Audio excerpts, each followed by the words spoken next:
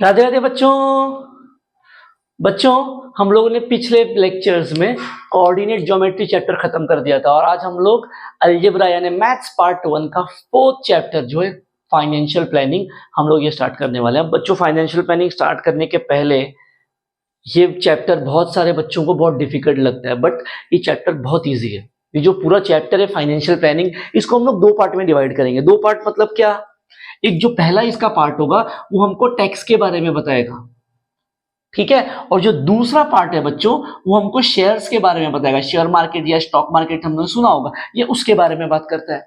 अब और क्या है इसके अंदर? ये जो पूरा चैप्टर है ये 4 एक्सरसाइजेस में डिवाइडेड है। कौन कौन से एक्सरसाइजेस है? प्रैक्टिस सेट या exercise 4.1, practice set 4.2, practice set 4.3 and practice set 4.4।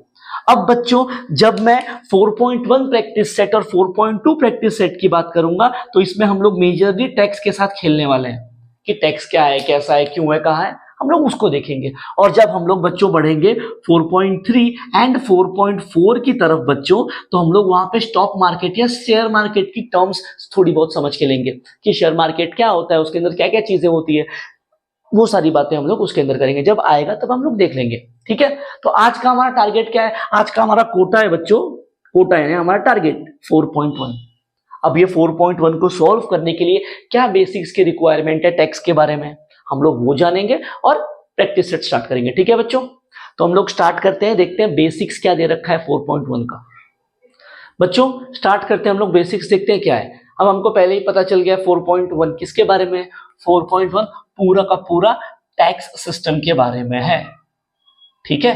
अब पहली बात, एक बात अब तो जान लो, समझ लो कि हमको टैक्स कब भरना पड़ता है। हमको टैक्स तब भरना पड़ता है जब हम कोई चीज या कोई सामान या कोई वस्तु परचेस करते हैं,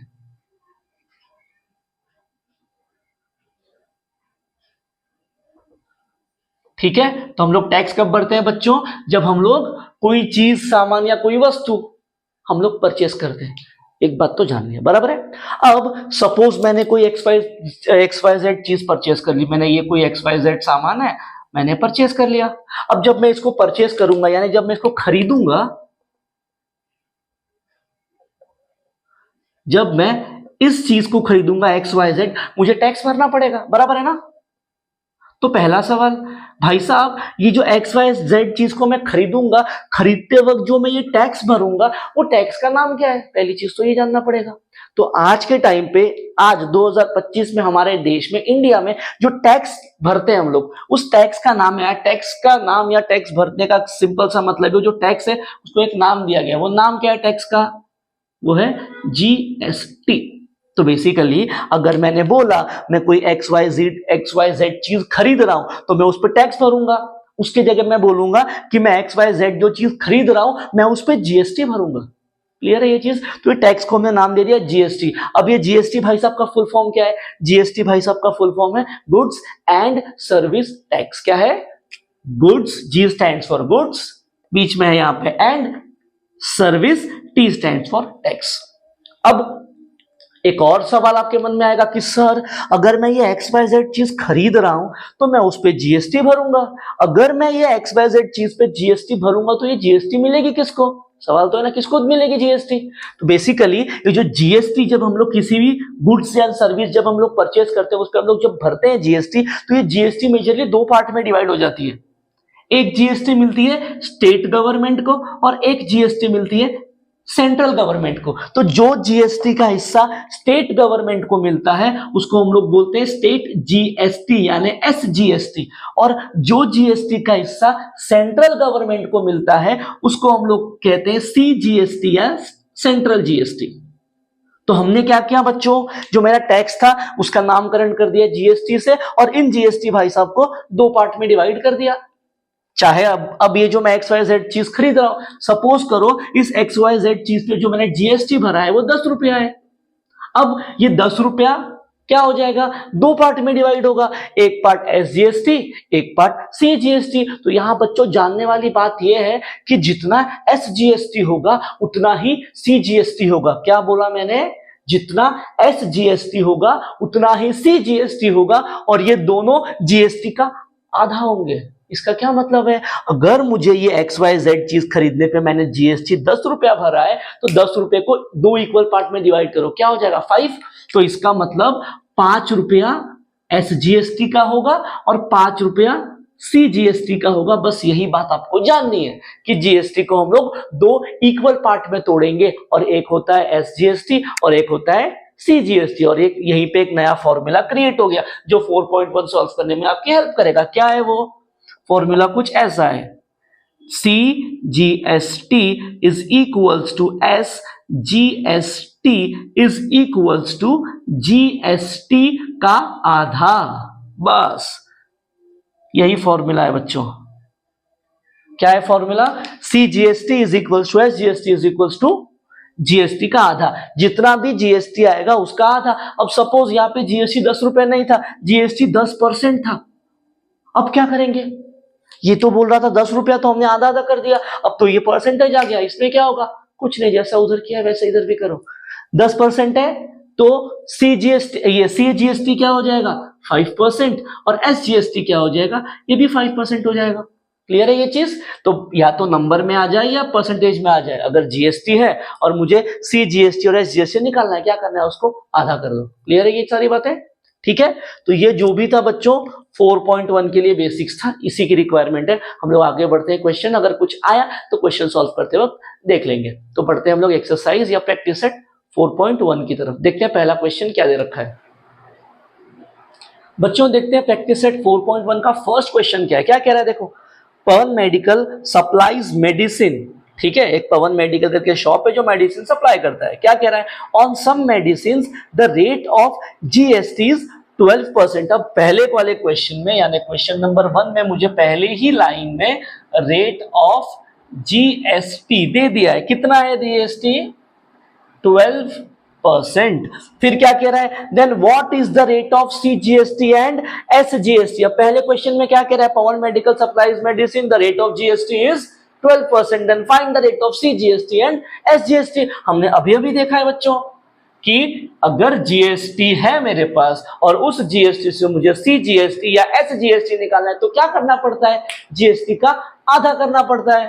तो क्या हो जाएगा यहाँ पे, CGST is equals to SGST is equals to GST upon 2। तो ये क्या हो जाएगा, GST कितना है मेरे पास 12% upon 2, so therefore CGST is equals to SGST is equals to कितना हो जाएगा बच्चों 6%। पहला क्वेश्चन हो गया खत्म, ठीक है। देखते हैं बच्चों सेकंड क्वेश्चन क्या दे रखा है। सेकंड वाले क्वेश्चन में क्या कह रहा है, देखो बच्चों, on certain article if rate of CGST is 9% then what is the rate of SGST and what is the rate of GST। अब क्या कह रहा है बच्चों, रेट ऑफ CGST दे रखा है 9%। क्वेश्चन नंबर 2 में मेरे पास रेट ऑफ CGST दे रखा है 9%, और मुझसे क्या पूछ रहा है, मुझसे पूछ रहा है SGST कितना होगा और GST कितना होगा। भाई साहब आप ये बताइए। तो हमको एक बात तो पता है, क्या पता है, जितना CGST है उतना ही SGST भी होगा। वी नो दैट, क्या मुझे पता है, since SGST is equals to CGST, so therefore SGST कितना हो जाएगा बच्चों, ये तो 9% ही हो जाएगा, बराबर है। ये तो पहला आ गया। अब ये मिल गया, मुझे GST फाइंड करना है। हमारे पास एक और फॉर्मूला है। क्या है फॉर्मूला, हमको ये बात पता है ना बच्चों, CGST is equals to SGST is GST upon 2। तो यहां से सिर्फ इन दोनों को उठा रहा हूं मैं। क्या लिख सकता हूं इसको, SGST is equals to GST upon 2। आप CGST भी लिख सकते हो, कोई प्रॉब्लम नहीं, दोनों इक्वल ही है। तो GST क्या हो जाएगा, 2 को वहां भेज दो, 2 into SGST is equals to GST। तो मुझे GST कितना मिल जाएगा, 2 times of SGST। SGST कितना है 9%, so therefore GST कितना हो जाएगा 9 का डबल यानी 18%। क्वेश्चन हो गया खत्म। क्लियर है? तो बच्चों क्या करना है, अगर हमको जीएसटी दे रखा होगा और सॉरी और उस जीएसटी से अगर हमको सी जीएसटी और एस जीएसटी निकालना है तो क्या करना है, जीएसटी का आधा करना है। और अगर हमको एस जीएसटी या फिर सी जीएसटी दिया है और उससे हमको जीएसटी निकालना है तो क्या कर दो, डबल कर दो, जैसे कि यहाँ पे किया है। क्लियर है ये चीज? तो ये था बच्चों क्वेश्चन नंबर 2। देखते हैं हम लोग क्वेश्चन नंबर 3 क्या दे रखा है। बच्चों देखते हैं हम लोग क्वेश्चन नंबर 3 क्या है। क्वेश्चन नंबर 3 में क्या कह रहा है, MS Real Paint sold 2 tins of luster paints and taxable value of each tin is rupees 2800. If the rate of GST is 28%, then find the amount of CGST and SGST charged in the tax invoice. अब क्या बोला है, देखो एक MS Real Paint है जिसने 2 lustre paint का टीना 2 डब्बा लस्टर पेंट का उसने बेच दिया। अब वो बोल रहा है कि हर एक डब्बे पे जो टैक्सेबल वैल्यू है या टैक्सेबल अमाउंट है वो दे रखा है आपके पास 2800। क्या बोला है देखो मुझे पहले लाइन में,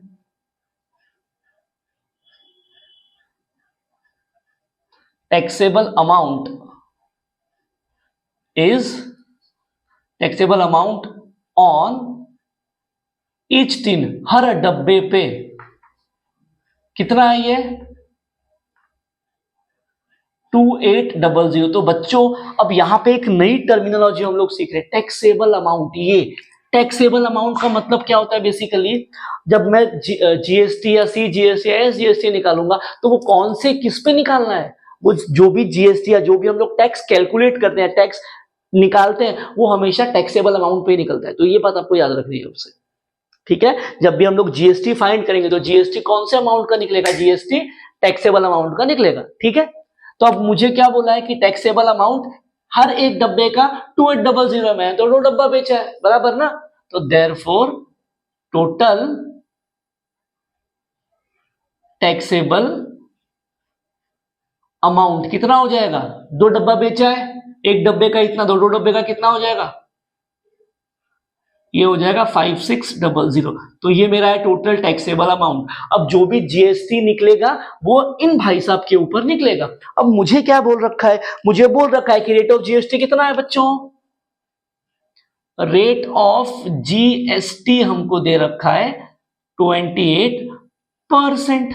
और मुझे बोला है कि आप सीजीएसटी या एसजीएसटी कैलकुलेट करिए। तो हमको एक और बात पता है कि जीएसटी का आधा होता है सीजीएसटी और SGST, therefore CGST is equals to SGST is equals to क्या हो जाएगा, जीएसटी का आधा, यानी 28 का आधा कितना हो जाएगा 14%। तो मुझे ये पता चल गया कि ये सीजीएसटी और एसजीएसटी कितना है 14% है। अब बच्चों यहाँ पे एक और क्वेश्चन, सर ये 14% किसका 14%, अभी अभी बोला था मैंने टैक्स किस पे निकालना है, टैक्सेबल वैल्यू पे। तो ये 14% किसका होगा, टैक्सेबल अमाउंट का है, टैक्सेबल वैल्यू का। तो यहां से क्या हो रहा है, ये क्या हो जाएगा, CGST is equals to SGST is equals to 14% of taxable value है, टैक्सेबल अमाउंट। तो ये क्या हो जाएगा मेरे पास 14% ऑफ, अब ये टैक्सेबल अमाउंट क्या है मेरा 5600। तो अब ये सॉल्व कैसे हो जाएगा, 14% को मैं लिख दूंगा 14/100, ऑफ बन जाएगा मल्टीप्लीकेशन, और ये 5600 एज इट इज। तो ये 0 से 0 कैंसिल, कितना आ रहा है ये 14 इंटू 56 कितना आएगा बच्चों, ये आप कैलकुलेट कर लो, 14 मल्टीप्लाइड बाय 56 कितना आएगा, जो भी आएगा वो हो जाएगा आपका रेट ऑफ या सीजीएसटी और एसजीएसटी, जो भी ये वैल्यू आएगी आपको खुद कैलकुलेट करनी है, मल्टीप्लाई करके आपको आपका आंसर मिल जाएगा कि जीएसटी, सीजीएसटी और एसजीएसटी कितना भरेंगे हम लोग 2 डब्बे पे। क्लियर है ये चीज, तो ये वैल्यू आप खुद निकालोगे, ठीक है। बढ़ते हैं हम लोग आगे वाले क्वेश्चन पे, देखते हैं क्या दे रखा है बच्चों। देखते हैं क्वेश्चन नंबर 4 क्या दे रखा है। क्या कह रहा है क्वेश्चन नंबर 4 में, वो कह रहा है the taxable value of wrist watch belt is ₹586, rate of GST is 18%, then what is the price of the belt for the customer. अब वो क्या कह रहा है देखो बच्चों, वो कह रहा है कि एक रिस्ट वॉच है मेरे पास और उस रिस्ट वॉच की जो टैक्सेबल वैल्यू है, टैक्सेबल वैल्यू हमको दे रखी है 586। टैक्सेबल वैल्यू है, टैक्सेबल अमाउंट दे रखा है रुपीज 586। और बच्चों एक और चीज दे रखी है साथ में, rate of GST. Rate of GST is 18%। अब वो मुझसे क्या पूछ रहा है, वो मुझसे पूछ रहा है कि find the amount, find the price of the belt for the customer. Customer को ये बेल्ट कितने में पड़ेगी, क्या फाइंड करना है, price of the belt for customer. Customer भाई साहब को वो जो रिस्ट वॉच है वो कितने में पड़ेगी। अब यहां एक और नई बात सीखनी है, क्या सीखनी है। अब सपोज बच्चों ये मेरे पास एक पेन है, ये पेन है 10 रुपए की, ठीक है, और इस 10 रुपए की पेन पे मैंने 1% जीएसटी लगा दिया, ठीक है। क्या मैं कह रहा हूं, देखो ये पेन का जो एक अमाउंट लिखा है, टैक्सेबल अमाउंट बोल रहा हूं बेसिकली, टैक्सेबल अमाउंट किस पे, ये पेन पे 10 रुपया है, ठीक है। और ये जो पेन पे मैंने जीएसटी भरा बच्चों, ये 1% भरा, यानी कि 1 रुपया भरा, बराबर। अब जब कोई कस्टमर जाएगा ये पेन, यानी कि मैं जब दुकान पे जाऊंगा ये पेन खरीदने के लिए, तो पेन मुझे कितने रुपए में मिलेगी, ये पेन मुझे मिलेगी 11 रुपए में। अब 11 रुपए कैसे आए, टैक्सेबल अमाउंट में आपको जीएसटी को ऐड करना पड़ेगा, तब जाके ये आपको परचेस का अमाउंट मिल जाएगा। क्लियर है क्या ये चीज। तो प्राइस ऑफ एनीथिंग या प्राइस ऑफ एनी गुड्स क्या हो जाएगा, वो उसका taxable amount plus GST. Clear है ये चीज।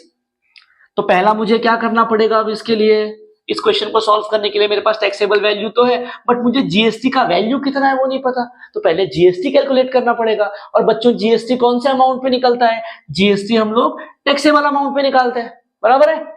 तो क्या हो जाएगा यहाँ पे, जीएसटी कितना दे रखा है, 18%। किसका 18%, 18% ऑफ